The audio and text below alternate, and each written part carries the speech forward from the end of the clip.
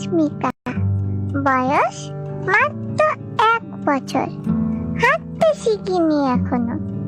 কোনোদিন হাঁটতে পারবো কিনা সেটাই তো জানি না, কারণ বাবা মায়ের কথা থেকে বুঝতে পেরেছি আমার এই ছোট্ট শরীরে ভয়ঙ্কর এক বিরল রোগ বাসা বেঁধেছে।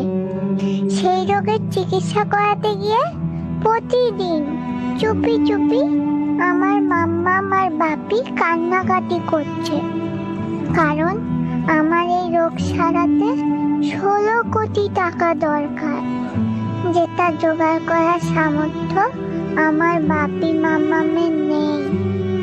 জানো তো, আমার হাতেও সময় বেশি নেই। ডাক্তার দাদু বলেছে মাত্র 5 থেকে 6 মাস, তার মধ্যেই শুরু করতে হবে চিকিৎসা। তোমরা কি আমার পাশে দাঁড়াবে গো?